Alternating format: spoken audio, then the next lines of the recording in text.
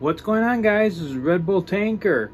I will start off the video by apologizing that I never finished up Operation Albion. The game kind of died out, and it was obvious the Allies were going to win.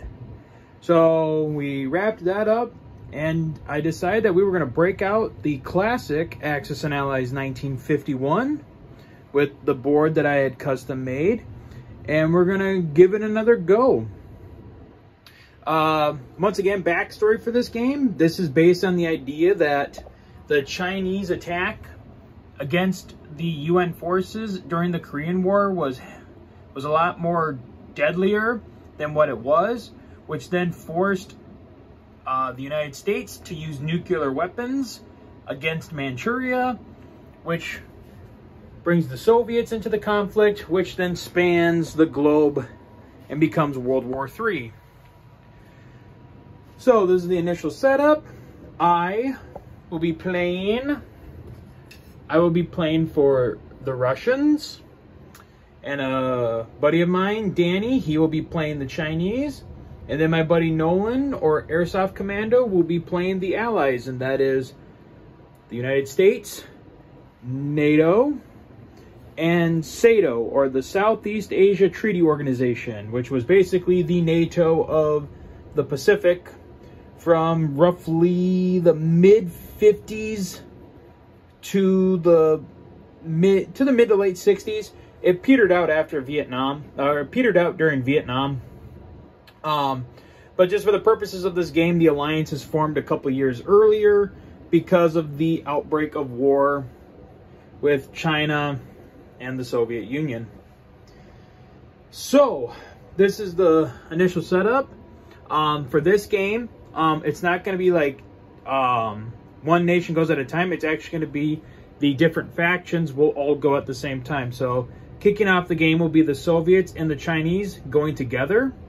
Doing it simultaneously will allow for multi-international attacks.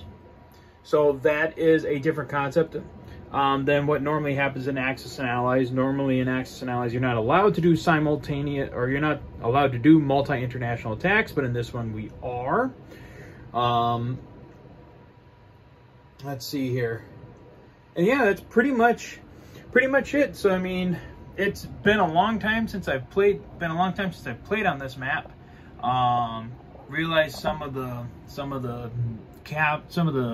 territorial spaces are a little smaller than compared to some of the other games and some of the other maps. But we're going to do our best, and we're going to try and make this and see how this goes. I mean, we haven't played on this map in well over, oh boy, almost a year and a half. Many of you will recall that we played a different version of 1951 using the G40 map. But yeah, it's been almost 2 years, been about a year and a half since I last used this map. So it'll be interesting to see how this one goes.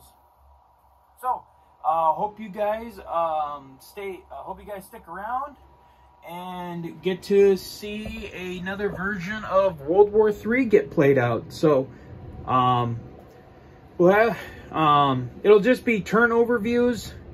So the communists will go, then the Allies will go, and then I'll make a video explaining, all the different moves that happened within the turn.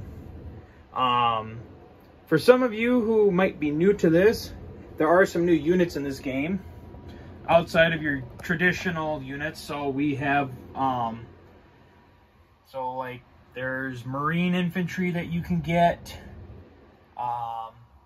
Like you have a Katyusha here, that's self-propelled artillery.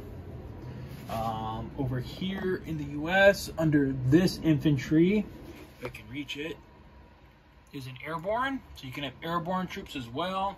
You have air transports for transporting units across the ocean if you don't want to use your Navy. Jet fighters, atomic weapons.